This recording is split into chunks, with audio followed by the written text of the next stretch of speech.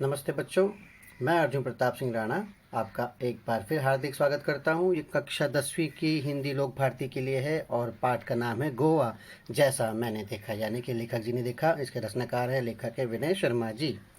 आज हम इनकी आंखों से गोवा देखने का प्रयत्न करेंगे, लेकिन इसके पहले इन अनुदेशों का पालन कीजिए जो आपको पता है, जिसकी जानकारी आपको हमेशा रहती है। इसके बाद हम आगे बढ़ते हैं। पहले विनय शर्मा के बारे में जानकारी लेंगे। 1973 में इनका जन्म हुआ था उज्जैन मध्य प्रदेश में।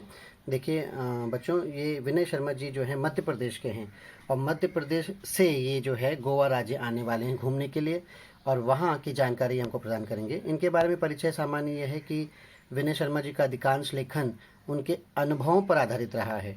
आपकी रचनाएं पत्र पत्रिकाओं में नियमित छपती रहती हैं। यात्रा वृत्तांत आपकी पसंदीदा विधा है।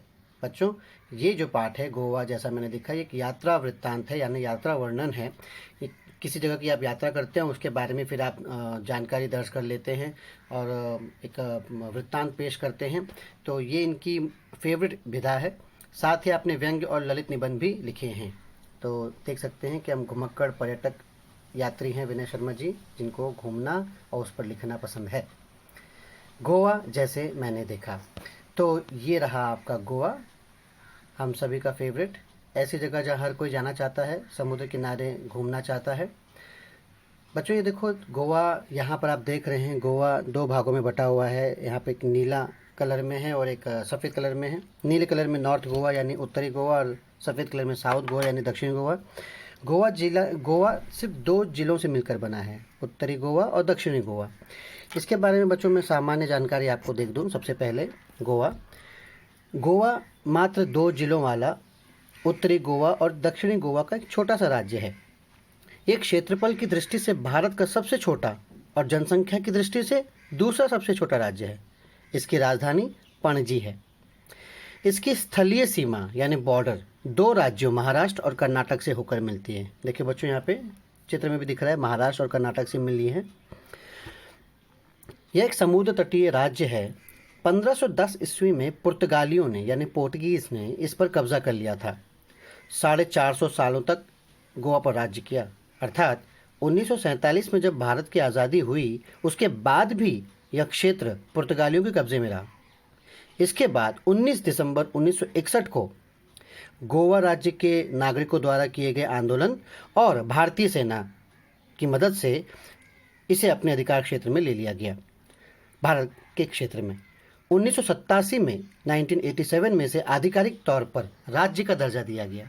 इसकी सीमा महाराष्ट्र और कर्नाटक से मिलती है, जैसे मैंने बता दिया। सबसे महत्वपूर्ण बात यह है कि इसका न्यायिक क्षेत्र की बात करें यानी ज्यूडिशरी, तो ये बॉम्बे हाई कोर्ट के अंतर्गत आती है। बच्चों,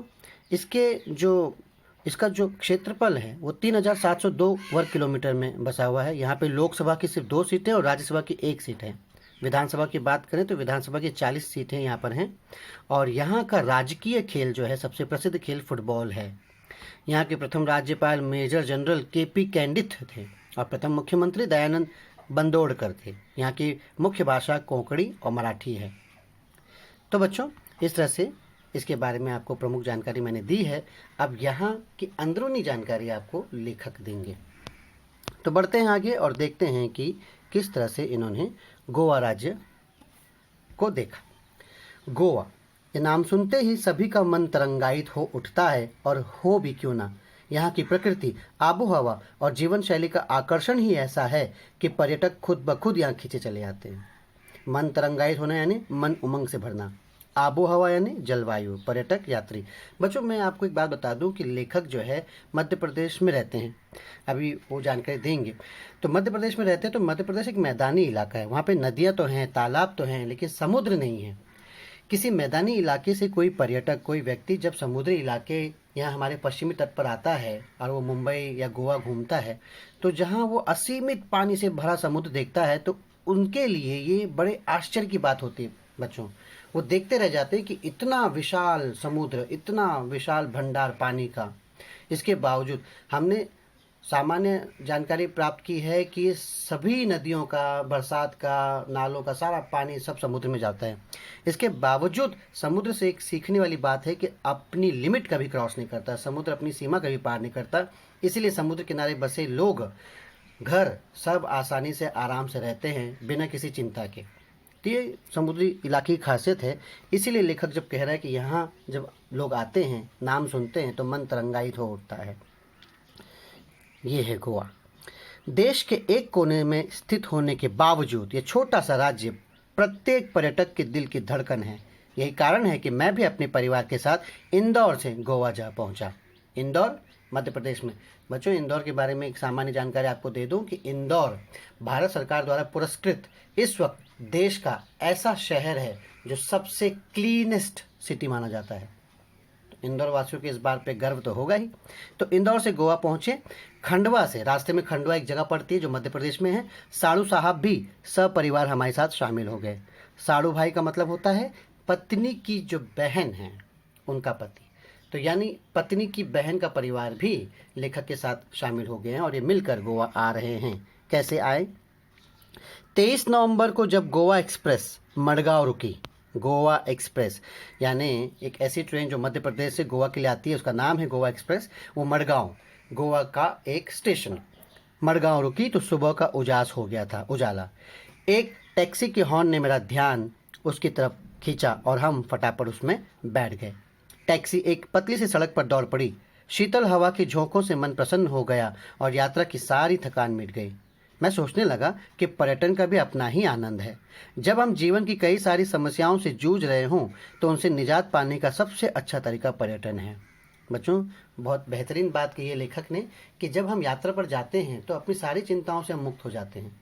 जब भी आपको किसी प्रकार की समस्या हो, आप परेशान हो, तो यात्रा पर निकल पड़ो।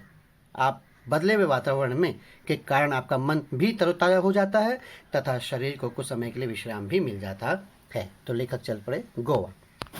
आगे देखते हैं। कुछ देर बाद टैक्सी मडगांव से 5 किलोमीटर दूर दक्षिण में स्थित कस्बा बेनालियम के एक रिसोर्ट में आके रुकी। दक्षिण में स्थित कस्बा बेनालियम, बेनालियम कस्बा। कस्बा बच्चों से कहते हैं जो गांव से बड़ा और शहर से थोड़ा छोटा होता है। और बेनालियम कस्बे के एक रिसोर्ट में आकर वहाँ पे रुके हैं। इसलिए औपचारिक खाना पूर्ति कर हम आराम करने के इरादे से अपने अपने सूट में चले गए। औपचारिक खाना पूर्ति का मतलब बच्चों पहले से फॉर्मेलिटी पूरी कर देना। इन्होंने रिसोर्ट पहले ही बुक कर लिया था और बुक करने के कारण जब वहाँ पे पहुँचे तो उन्होंने अपना आईडी वगैरह सब नाम दर्ज किया, रजिस्टर में दर्ज किया, पहचान बताई और उसके बाद अपने अपने सूट में यानी कमरे में चले गए। इससे पहले कि हम कमरों से बाहर निकलें, मैं आपको गोवा की कुछ खास बातें बता दूँ। बच्चों, लेखक कुछ बताने जा रहे हैं। मैंने भी आपको शुरुआत में बता दी थी। ये क्या बताते हैं? दरअसल गोवा राज्य 2 भागों में बटा हुआ है, हम जान चुके हैं, दक्षिणी गोवा जिला तथा उत्तर गोवा जिला। इसकी राजधानी पणजी है और ये मांडवी नदी के किनारे स्थित है।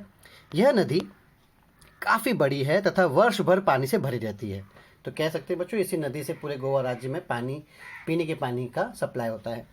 फिर भी समुद्री इलाका होने के कारण यहाँ मौसम में प्रायः उमस तथा हवा में नमी बने रहती है। बिल्कुल बच्चों, जो समुद्री इलाका होता है इसलिए उमस यानी गर्मी, हवा में नमी यानी ह्यूमिडिटी होती है। जैसे मुंबई में शरीर चिपचिपाता रहता है लेकिन मुंबई जितना नहीं, क्योंकि यहाँ का क्षेत्र हरितिमा से भरपूर है, हरियाली से। फिर भी धूप तो तीखी होती ही है। यूँ तो गोवा अपने खूबसूरत सफ़ेद रेतीले तटों, महंगे होटलों तथा खास जीवन शैली के लिए जाना जाता है, लेकिन इस सब के बावजूद यहाँ यह अपने में एक सांस्कृतिक विरासत भी समेटे हुए है, यानी कल्चरल हेरिटेज। यहाँ की शाम बड़ी अच्छी होती है। तो चलो इस शाम का आनंद लेने के लिए बेनालियम बीच की ओर चलें। बेनालियम बीच बच्चों, यहाँ इस पिक्चर में मैंने आपको दिखाया है, मैप में देखिए, मडगांव में जहाँ पे वो स्टेशन पे उतरे थे उसके दक्षिण की तरफ बेनालियम बीच। तो यहाँ पर वो आए हैं। आप भी चलें क्योंकि बहुत ही खूबसूरत तथा शांत जगह है बेनालियम। दिन भर की थकान तथा उमस भरी गर्मी के बाद शाम को बीच पर जाना बड़ा अच्छा लगता था। रिसोर्ट से बीच की दूरी कोई 1 किलोमीटर ही थी, लेकिन जल्दी जल्दी चलने के बाद भी यह दूरी तय नहीं हो पा रही थी। अरब सागर देखने का उत्साह बढ़ता ही जा रहा था। अरब सागर बच्चों अरेबियन सी, गोवा मुंबई जैसे शहर अरेबियन सी अरब सागर के बगल में ही बसे हुए हैं। तभी अचानक लहरों की आवाज़ सुनाई दी जो किसी रणभेदी की तरह थी। रणभेदी युद्ध में बजाया जाने वाला बाजा। बच्चों, समुद्र किनारे आप गए हैं, मुंबई वासी हम हैं, तो हमको पता है कि समुद्र की लहरों की कैसी आवाज़ आती है। तो जैसे लगती रणभेदी बज रही हो।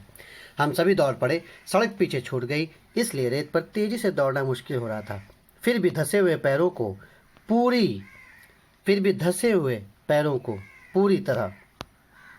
पूरी ताकत से उठा कर भाग रहे थे।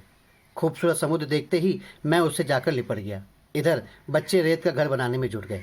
लहरें उनका घर गिरा देती तो वे दूसरी लहर आने के पहले फिर नया घर बनाने में जुट जाते। यही क्रम चलता रहा। मैंने इन बच्चों से सीखा कि जीवन में आशावाद हो तो कोई काम असंभव नहीं है।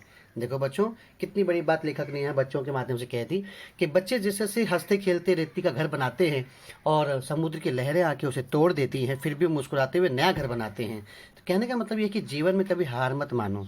जीवन, हमने जन्म लिया है तो मृत्यु भी पक्का है। कोई चीज़ बनी है तो वो टूटेगी भी, लेकिन आप निराश मत हो, हार मत मानो, फिर से उस चीज़ को बनाओ, आगे बढ़ो।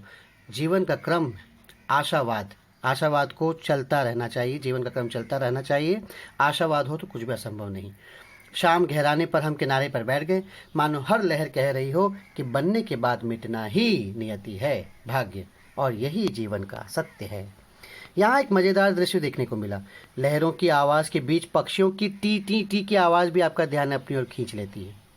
पक्षी, दरअसल ये पक्षी लहरों के साथ बहकर आई मछलियों का शिकार करने के लिए किनारे पर मंडराते रहते हैं, लेकिन जब तेज हवा के कारण एक ही दिशा में सीधे नहीं उड़ पाते तो सुस्ताने के लिए किनारे पर बैठ जाते हैं।